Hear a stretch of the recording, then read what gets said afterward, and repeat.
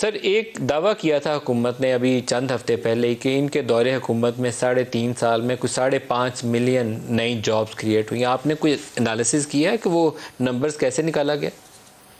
دیکھیے، with all due respect, Pakistan bureau of statistics پچھلے دنوں کچھ ایسی حرکتیں انہوں نے شروع کر دی ہیں جو نامناسب ہے.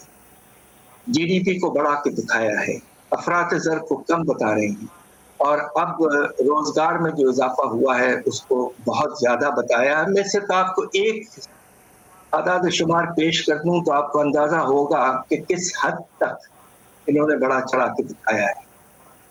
2018-19 2019-20 اور 2021 میں آپ کے صنعتی شعبے کی پیداوار میں کوئی خاص اضافہ نہیں ہوا، تقریباً 1 سے 2%. مگر حیرت انگیز بتا رہے ہیں پاکستان بیورو آف اسٹیٹسٹکس کے 15% امپلائمنٹ میں اضافہ. آپ مجھے یہ بتائیے کہ تاریخ میں ایسا نہیں ہوا ہے، اور ایسا ہوتا نہیں ہے کہ پروڈکشن سے بھی زیادہ امپلائمنٹ بڑھے، اس لیے کہ عام طور پہ پروڈکٹیوٹی میں کچھ اضافہ ہوتا ہے. تو اسی سے آپ کو اندازہ آپ ہو کے جائے خیال میں پاشا صاحب اگر آپ اپنا ایسٹیمیٹ کریں، آپ نے اعداد و شمار تو دیکھے ہیں، تو آپ کے خیال میں نئی جاب کریشن کتنی ہوئی تحریک انصاف کے دور حکومت؟ مشکل سے ہوئی ہے 2.5 ملین. آپ کے خیال میں مشکل سے کتنا نمبر ہے سر؟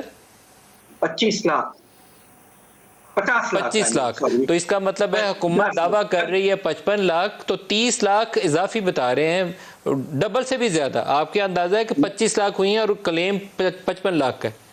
دیکھیے، میں نے آپ کو بتایا کہ صنعتی پیداوار میں 1.5% اضافہ ہوا ہے، اور روز امپلائمنٹ میں 15% بتا رہے ہیں اضافہ. یہ کیسے ہو سکتا ہے؟ خدا کے لیے یہ سر یہ تو پاکستان اب یہ ذرا تو سنبھل نمبر جائے. کی جو ڈسٹورشن ہے، یہ تو نمبر کی ڈسٹورشن اکانومی کو تباہ کرنے کے مترادف ہے. یہ سراسر غلط بات ہے. انہوں نے جی ڈی پی کو بھی 16% بڑھا کے دکھا دیا ہے، جبکہ سینسس اسٹیبلشمنٹس کا نہیں ہوا. بے شمار اس میں چیزیں ایسی ہیں جو غلط ہیں.